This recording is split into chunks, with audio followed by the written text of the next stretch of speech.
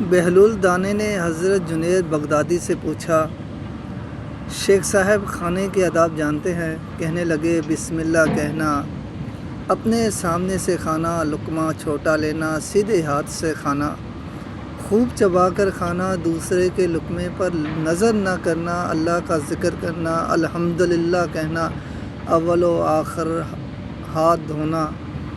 بہلول نے کہا، لوگوں کے مرشد ہو اور کھانے کے آداب نہیں جانتے۔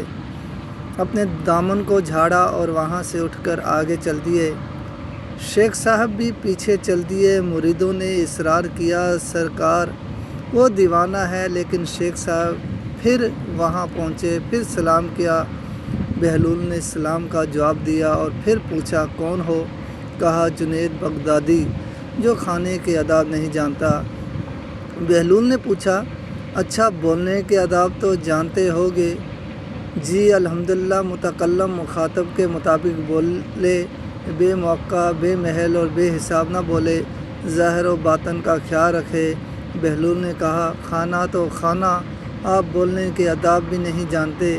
بہلول نے پھر دامن جھاڑا اور تھوڑا سا اور آگے چل کر بیٹھ گئے۔ شیخ صاحب پھر وہاں جا پہنچے، سلام کیا۔ بہلول نے سلام کا جواب دیا، پھر وہی سوال کیا، کون ہو؟ شیخ صاحب نے کہا، جنید بغدادی، جو کھانے اور بولنے کے آداب نہیں جانتا۔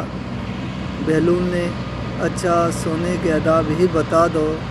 کہا، نماز عشاء کے بعد ذکر و تسبیح، سورت اور وہ سارے آداب بتا دیے جو روایات میں ذکر ہوئے ہیں۔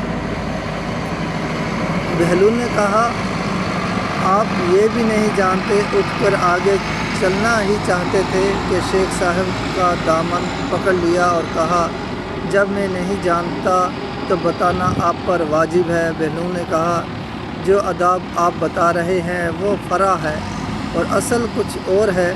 اصل یہ ہے کہ جو کھا رہے ہیں وہ حلال ہے یا حرام۔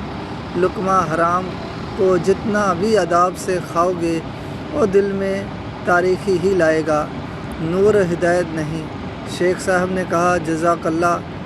بہلول نے کہا، کلام میں اصل یہ ہے، جو بولو اللہ کی رضا و خوشنودگی کے لیے بولو۔ اگر کسی دنیاوی غرض کے لیے بولو گے یا بیہودہ بولو گے تو وہ وبال جان بن جائے گا۔ سونے میں اصل یہ ہے کہ دیکھو، دل میں کسی مومن یا مسلمان کا بغض لے کر یا حسد و کینہ لے کر تو نہیں سو رہے، دنیا کی محبت، مال کی فکر میں تو نہیں سو رہے، کسی کا حق گردان پر لے کر تو نہیں سو رہے۔